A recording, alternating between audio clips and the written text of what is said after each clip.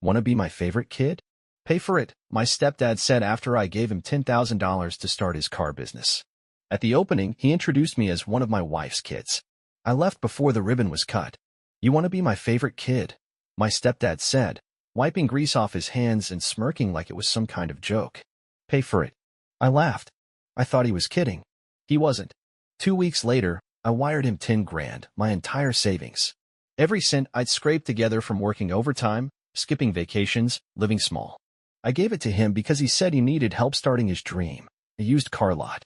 "I just need a boost," he told me, "and you're the only one I trust. You're different from the rest. You've got drive." And stupidly, I believed him.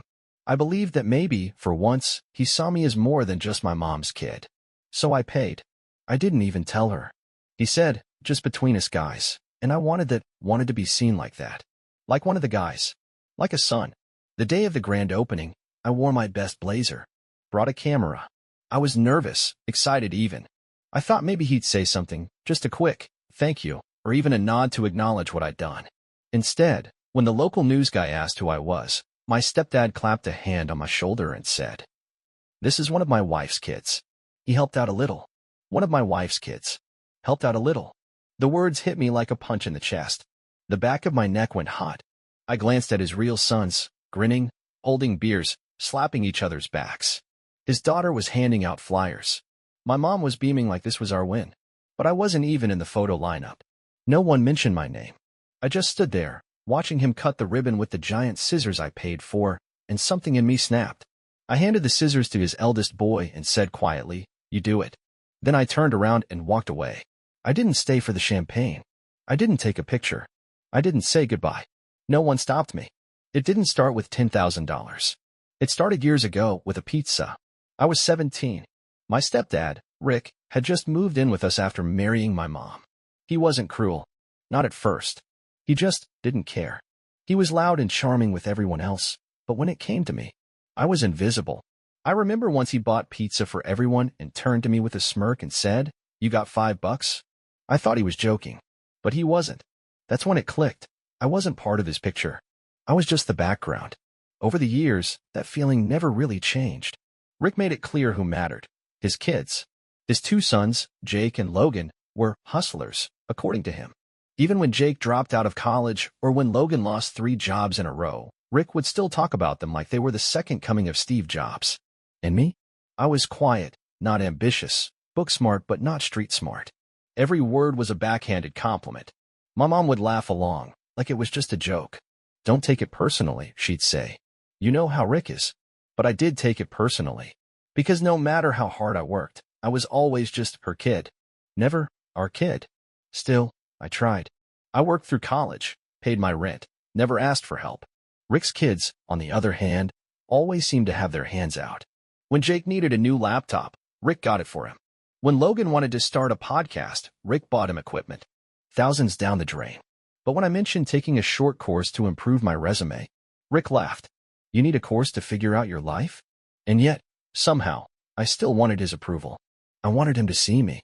So when he started talking about opening his own used car business, I listened. He'd been a mechanic for 20 years and said he was tired of making other people rich. He had this dream of owning a lot, selling pre-owned cars with integrity. He pitched it to everyone, my mom, his sons, his old coworkers. No one bid. Too risky, they said. No one wanted in. Except me. "You're smart," he said one night, cracking open a beer. "You're the only one who gets it. You help me get this going. I'll make it up to you tenfold. Wow, you'll be my partner." Partner. That word. It hit me so hard I couldn't breathe. A week later, I wired him $10,000. I didn't ask for a contract. I didn't ask for my name on the business. I just trusted him. I wanted to believe that maybe this was our turning point. Maybe now he'd finally treat me like I mattered. But from the moment the money left my account, something changed. He stopped calling me with updates. Every time I asked how things were going, he'd wave me off with a "Relax, it's coming together." When I offered to help with the branding or marketing stuff I actually knew how to do, he told me, "Let the men handle it." Let the men handle it. That stung more than I wanted to admit. Meanwhile, his sons were suddenly very involved. Jake was managing social media, and Logan was learning sales. They were in every group photo, every planning meeting. I wasn't invited to any of them. At first, I brushed it off, told myself I was just imagining it. But then I saw the business Instagram page, and every single photo was of Rick, Jake, and Logan. Our family dream, the caption read, built from scratch. No mention of me. No mention of the money. And when I confronted him, he laughed. You're being sensitive, Rick said, clapping a hand on my shoulder. Come on, kid. It's not about credit. It's about family. Funny how family only mattered when it came to me paying the bills. Then came the final straw. 3 days before the grand opening, I dropped by the lot to check on things. I brought coffee for everyone. Jake took his and didn't even say thank you. Logan asked if I was just there to watch. Rick barely looked at me. He was too busy talking to a local business reporter, hyping up the legacy he was passing on to his sons. That night, I sat in my car, staring at the steering wheel for half an hour. I was done. I knew it. But part of me still hoped that maybe, on the day of the grand opening, Rick would finally say something real. Maybe he'd tell people I helped. Maybe he'd thank me. I wasn't even a kid anymore. I was 28. But Rick still called me kid. He called all his kids that. Jake was 31, Logan 26, but when he said it to them, it sounded warm, like a badge of belonging. When he said it to me, it felt different, distant, like a nickname for someone whose name you never bothered to learn. And still, I wanted to hear it. I wanted to be called that and have it mean something. Because the truth is, I never really had a dad. My real father left before I turned 5. No calls. No birthday cards. Just silence. My mom tried. She did. But growing up without a father leaves a hole. And when Rick came into our lives, I thought maybe, just maybe, that hole would finally close. He was funny, confident, always surrounded by people. He had that energy that filled a room. And I was a quiet, awkward teenager who desperately wanted someone to teach me how to be. I remember the first time he took Jake and Logan to a baseball game. I stood by the door, waiting for an invite that never came. Next time, he said. There never was a next time. But I still tried. For years, I tried. I laughed at his jokes. I offered to help around the house. I celebrated every dumb birthday gift he gave me like it was gold. And when he started calling me kid, even if it felt fake, I clung to it like a lifeline. Because I wasn't asking for much. I didn't need to be his favorite. I just wanted to matter. So when he said, "You want to be my favorite kid? Pay for it," I laughed.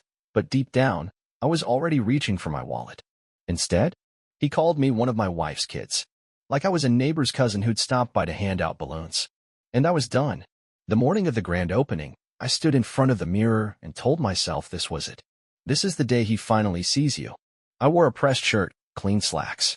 I even bought new shoes. I told myself I was going just to support, just to be there. But deep down I knew. I wanted something. A word. A nod. A thank you. Instead, I got a slap in the face. When I arrived, Rick was in full showman mode. Laughing loud, clapping people on the back, acting like he'd just opened a Fortune 500 company. His sons were already wearing embroidered jackets with the company logo on the chest. I stood there with my hands in my pockets, watching them take photos in front of a massive banner that read, Rick and Sons Auto Group, built by blood. Built by blood. My stomach turned. Jake came up, smirked, and said, "You here to help park cars or something?" I ignored him. I was done pretending we were brothers. Rick waved me over. "Hey kid," he said, not even pausing from shaking someone else's hand. "Grab the scissors, will ya?" So I did. I held them in front of him like a fool, smiling for the camera. He didn't even look at me when he introduced me to the local news crew. "This is one of my wife's kids." He helped out a bit. That was it. That was my entire role in his story. $10,000. 3 months of stress. A year of hope. And I was one of my wife's kids. I handed the scissors to Jake, turned on my heel, and walked toward the parking lot. "Yo," Rick called after me. "Where you going?" "The ribbon's not cut yet."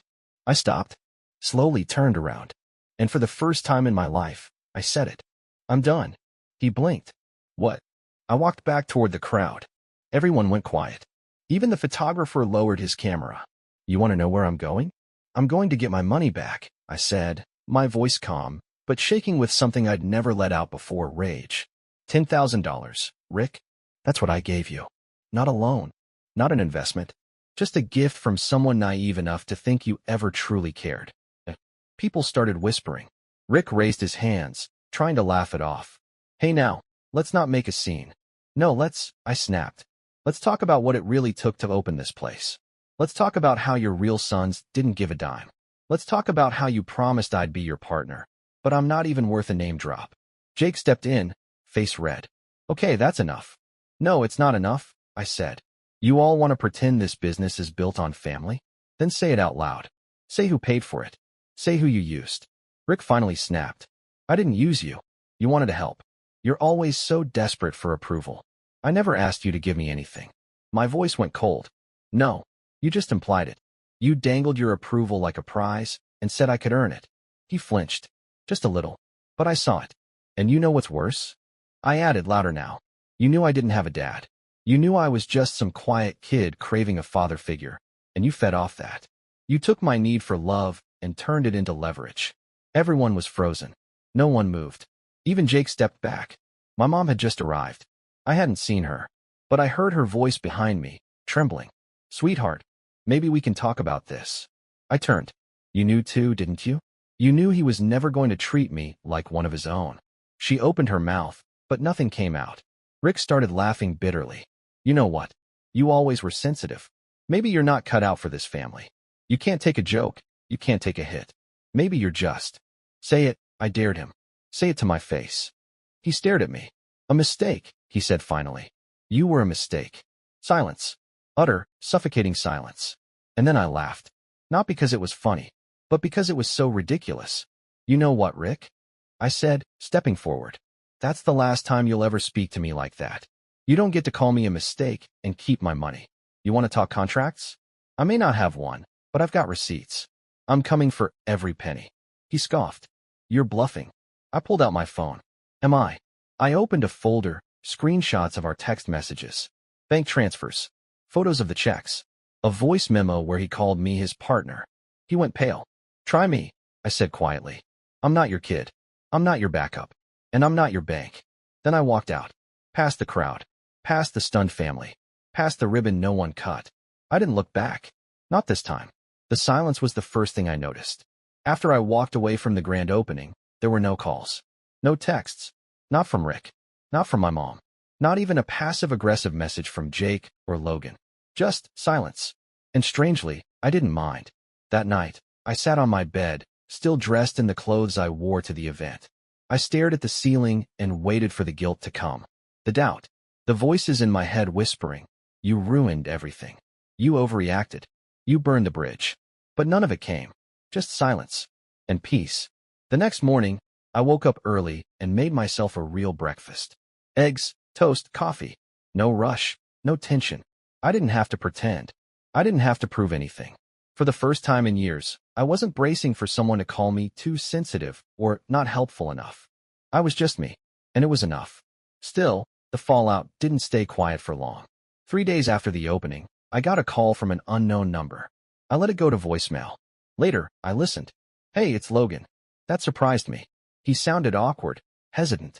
I don't know what happened at the opening, man, but I didn't know you gave Dad that money. I didn't know any of it.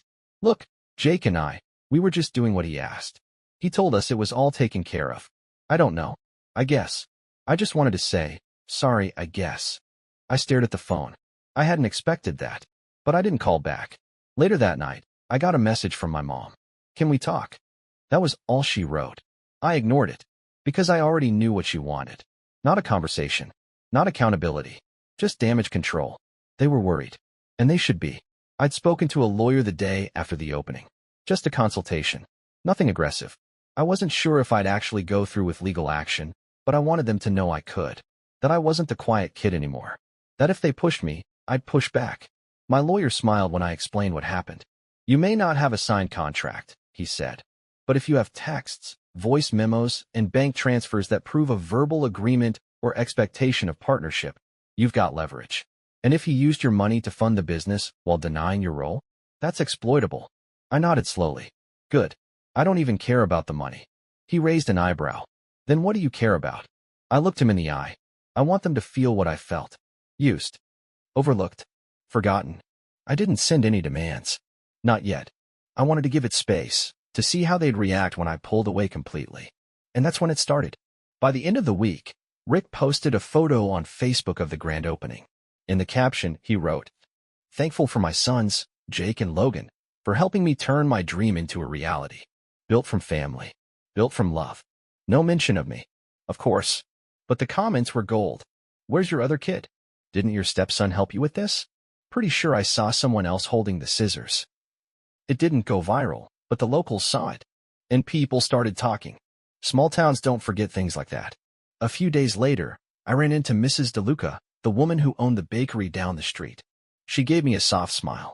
Shame what Rick did to you, she said gently. I always thought you were the most decent one out of that whole family. I blinked. You heard. She chuckled. Everyone did. Funny. For a man obsessed with image, Rick sure didn't handle scandal well. The next week, I got an email. Not from Rick. From a lawyer. His.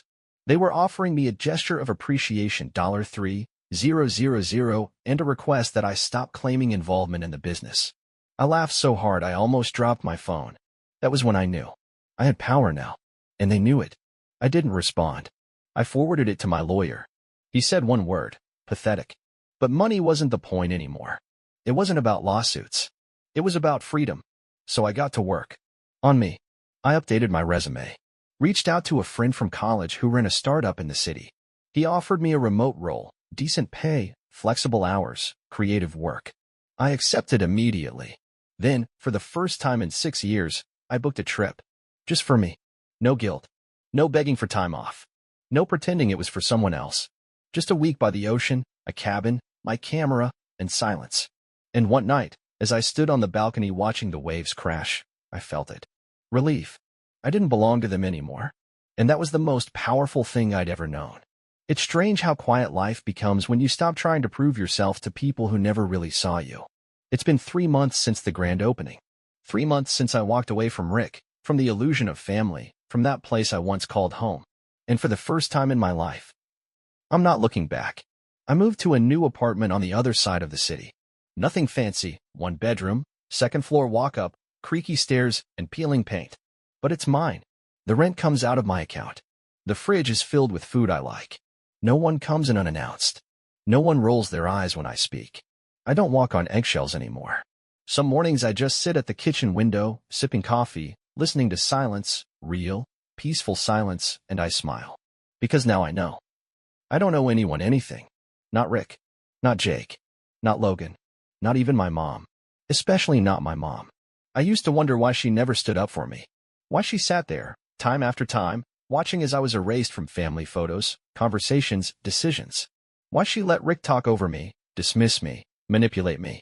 I think the truth is she was afraid of losing him more than she was afraid of losing me. And maybe that hurts more than anything else. But I've made peace with that too. I stopped expecting love from people who only know how to take. My heart's been stitched back together with boundaries and self-respect. Now I give my love carefully to people who deserve it. People like Ava. Yeah, I met someone. It's still new. Still fragile. But it's real. She listens when I talk. She doesn't ask me for anything. And when I told her about what happened, all of it, she didn't flinch. She just looked me in the eye and said, I'm proud of you. I didn't even realize how much I needed to hear that until I did. Not, you're too sensitive. Not, you're making a scene. Not, get over it. Just pride. From someone who sees me for who I am. It was Ava who pushed me to finally finish the letter. The one I'd been writing in my head for weeks. The one I never planned to send. But then something happened. I got a text. From Rick. Heard you're talking to lawyers. That really necessary? We're family. That word again. Family. I stared at the screen for a long time. Then I opened my laptop, pulled up the document, and finished typing. Rick. You always said family helps each other. I agree. But what you never understood is that help isn't a transaction. It's not silence bought with money. It's not loyalty earned through manipulation. Help means recognizing someone's worth, and you never did. You took $10,000 from me, called me your partner, then erased me from your story. You didn't just take my money. You took my trust, my time, my belief that maybe I've finally had a father figure. You betrayed all of it. I'm not suing you. Not because you don't deserve it. You do, but because I don't want another cent tied to your name. I'm done trying to buy love that should have been free. And don't worry, I won't show up again. Because I'm not your kid. I never was. I hit print. Folded the letter. Dropped it in the mail the next morning. No return address. No signature beyond the first initial. It felt good. Not revenge. not pettiness. Closure. 2 weeks later, I got a message from Logan again. Just a simple text. I left the business. You were right. I didn't reply. Not out of spite. I just didn't need to. He'll figure it out, or he won't. It's not my job to guide anyone anymore. A few days after that, my mom called. I didn't answer, but I listened to the voicemail. Hi, honey. I was just thinking about you. I know things got messy. I guess I wanted to say I'm sorry. For not saying anything. For not protecting you. I just hope you're okay. I love you. I played it twice. I didn't cry. I didn't feel rage. I just sat with it. Because that's what healing looks like. Not vengeance. Not silence. Just clarity. I haven't called her back. I might, one day. But not until I know I can do it without slipping back into that old version of me. The one who begged for scraps of affection. The one who thought love had to be earned with money and silence. I'm not that kid anymore. I'm a man now. And I've got a new life. One where I matter, not because I pay, but because I exist. One where family isn't defined by blood or last names, but by respect, by safety, by truth. That's the only family I care about now. And I'm building it. Day by day. Brick by honest brick.